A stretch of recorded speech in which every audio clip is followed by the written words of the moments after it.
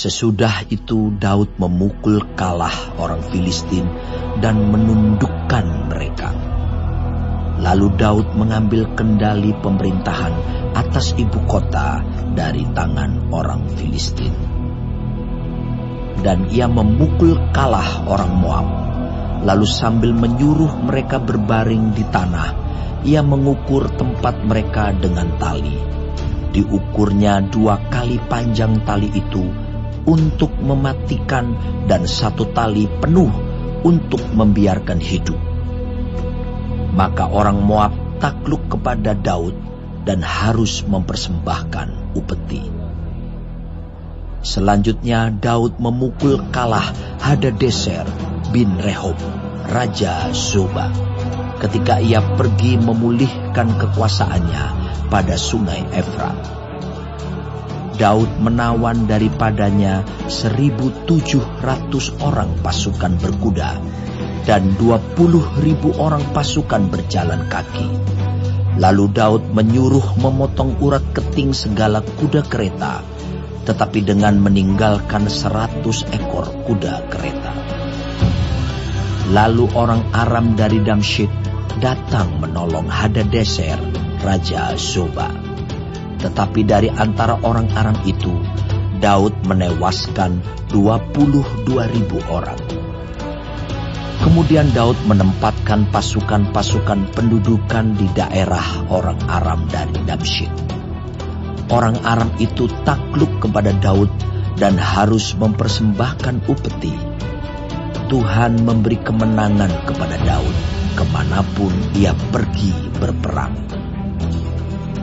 Sesudah itu Daud mengangkut perisai-perisai emas yang dipakai oleh anak buah Hadadeser, lalu membawanya ke Yerusalem. Dan dari Betah dan dari Berotai, yaitu kota-kotanya Hadadeser, Raja Daud mengangkut amat banyak tembaga. Ketika didengar Tou Raja Hamat bahwa Daud telah memukul kalah seluruh tentara Hadadeser, maka Tou mengutus Yoram anaknya kepada Raja Daud untuk menyampaikan salam dan mengucapkan selamat kepadanya, karena ia telah berperang melawan Hadadeser dan memukul dia kalah, sebab Hadadeser sering memerangi Tou. Dan Yoram membawa barang-barang perak, emas, dan tembaga.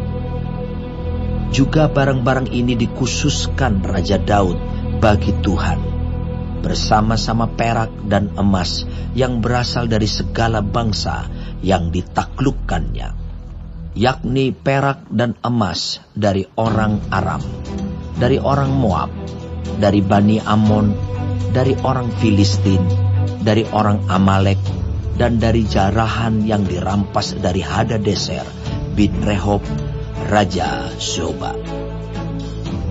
Demikianlah Daud mendapat nama, dan ketika ia pulang, ia menewaskan 18.000 orang Edom di lembah Asin. Lalu ia menempatkan pasukan-pasukan pendudukan di Edom.